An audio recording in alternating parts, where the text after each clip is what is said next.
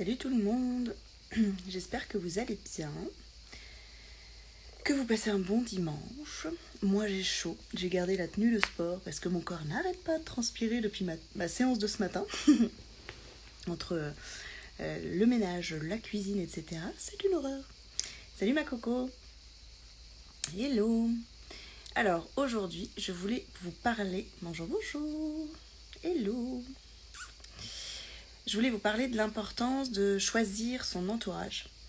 En coaching et en dev perso, on dit souvent qu'on est la somme des 5 personnes qui nous entourent, des 5 personnes les plus proches en fait qui sont autour de nous.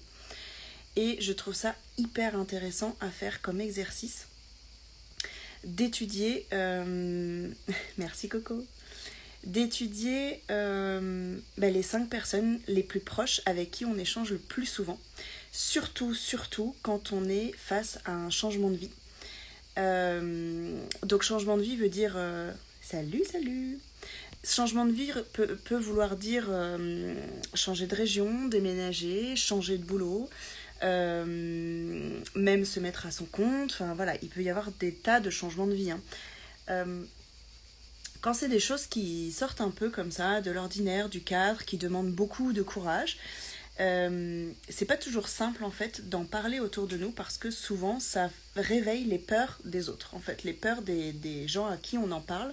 On en a tous des peurs et on a tendance, si on travaille pas suffisamment sur soi, à transmettre nos peurs, même quand on travaille sur soi, à transmettre nos peurs aux autres en fait. Quand on nous parle de quelque chose, on parle avec notre filtre, avec nos lunettes qui sont complètement biaisées puisque c'est notre vision des choses avec tout ce qu'on a pu vivre, comme je vous en ai déjà parlé, avec nos croyances, avec nos expériences, avec notre vision du monde et avec nos peurs.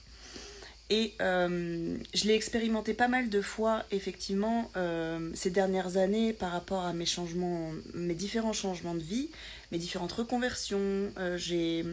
Hello. Je me suis longtemps cherchée, et j'avoue que je me cherche encore, et je pense que ce sera un petit peu l'histoire de ma vie, et c'est ok. Et je l'ai beaucoup vu aussi avec toutes les personnes que j'ai pu accompagner.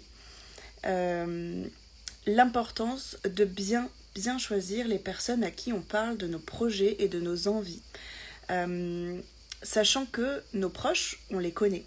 On sait comment ils réagissent, on sait leurs croyances, leur façon de voir le monde et leur façon de gérer leur vie.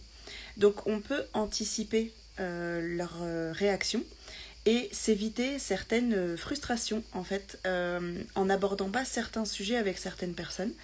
Par exemple, nos parents, ils peuvent être quand même inquiets quand ils ne sont pas dans le monde de l'entrepreneuriat, quand c'est des salariés, des fonctionnaires depuis très longtemps, depuis toute leur vie, quand on leur dit qu'on veut quitter un boulot qui est bien payé, bien sécuritaire, tranquille, qui rentre dans les cases, qui file droit dans les rails, nos parents peuvent s'inquiéter aussi pour nous en se disant mais pourquoi en fait, et nos proches en règle générale, mais qu'est-ce qui te prend en fait, pourquoi tu lâches ça?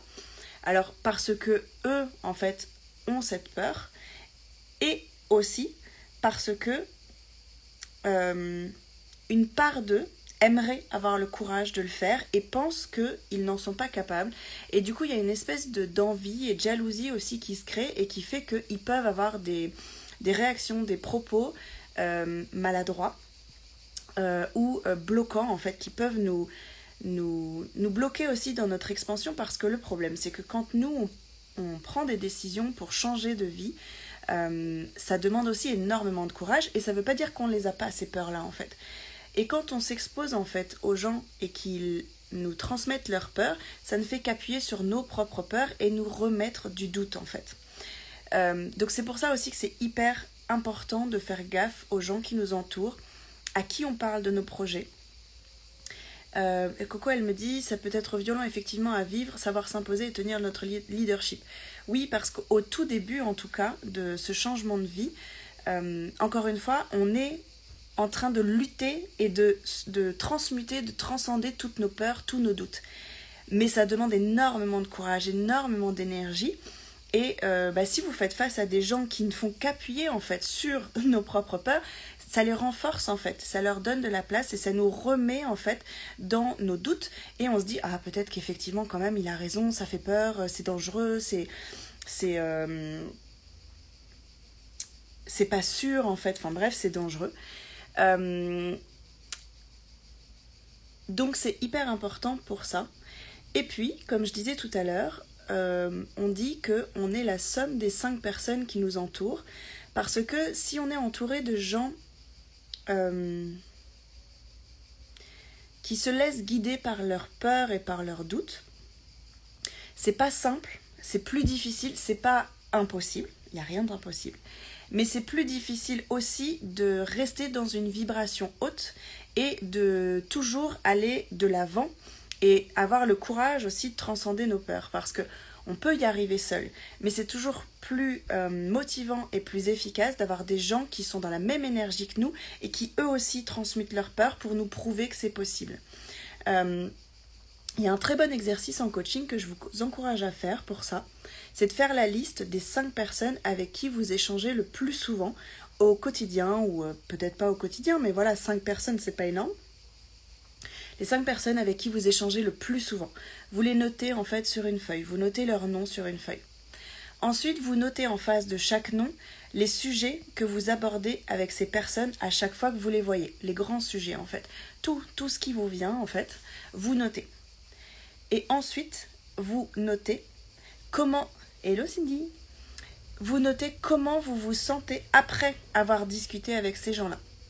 Et c'est hyper intéressant à faire comme exercice parce que effectivement on peut se rendre compte qu'il y a certaines personnes avec qui on discute très souvent et qui nous tirent vers le bas en fait, qui nous donnent pas d'énergie, qui appuient sur nos peurs et qui nous font vibrer très bas en fait. Et ça ne veut pas dire qu'il faut couper avec ces gens-là parce que c'est pas ça l'histoire, c'est que l'idée n'est pas de virer tous nos amis et puis nos parents, nos proches, notre famille. C'est juste de choisir quel sujet on aborde avec ces personnes-là et surtout de faire plus de place aux gens qui vous font du bien en fait. Aux gens qui sont comme vous, qui vous tirent vers le haut, qui vous coachent en fait, qui vous permettent d'aller de l'avant et de voir toujours plus grand en fait. Et ça a tout changé chez moi en tout cas. J'ai fait beaucoup de tri ces dernières années parce que j'avais besoin de me protéger, parce que j'avais des choses aussi à gérer moi de mon côté.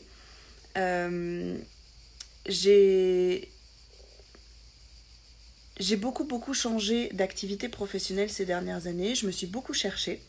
Et tant que moi, c'était pas clair dans ma tête, j'avais une façon aussi d'aborder les choses qui n'était pas rassurante en fait pour les autres parce que même moi, je ne savais pas où j'allais, je savais pas trop ce que j'allais faire.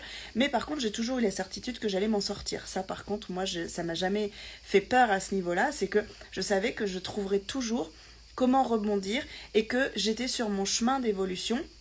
Mais c'est vrai que pour la majorité des gens, c'est pas rassurant parce que il n'y a pas de cadre en fait.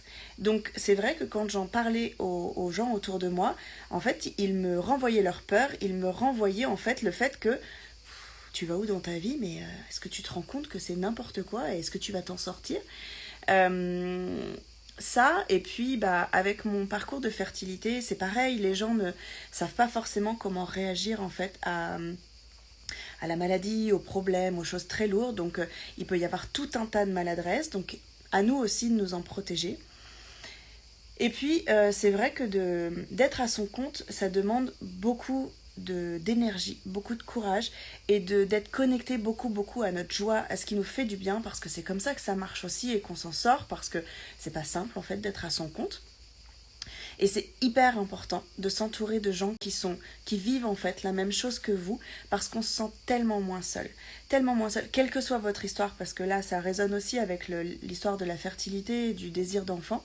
C'est hyper important de s'entourer, salut Myriam, de s'entourer de gens qui vivent la même chose que vous, qui le vivent comme vous aussi, de la même façon.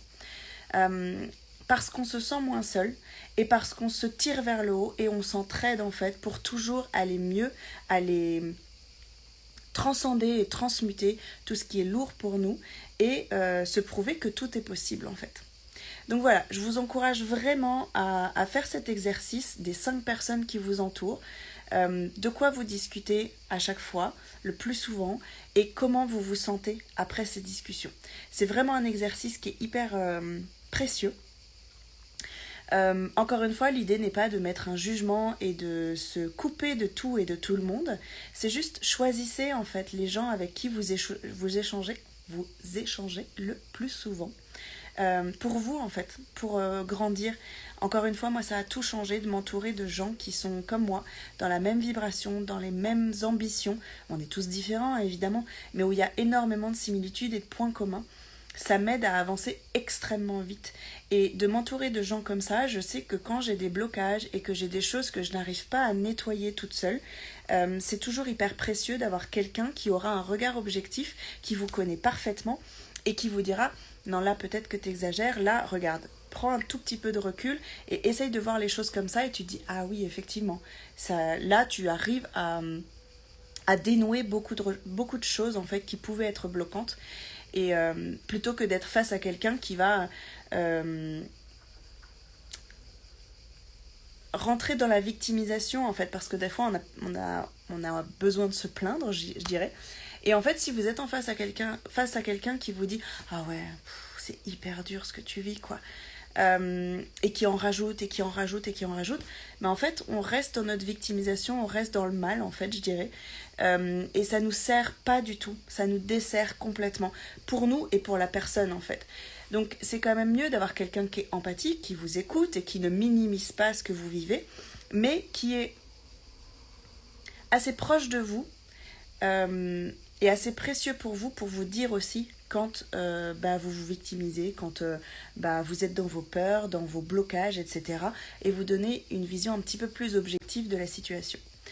Voilà pour mon petit partage du jour et l'exercice de coaching que je vous encourage à faire. N'hésitez pas à me partager aussi, si vous le faites, ce que ça vous aura apporté. Voilà, je vous souhaite un très très très bon dimanche. Moi, je vais aller prendre une douche et essayer d'arrêter de transpirer. Et je vous dis à demain.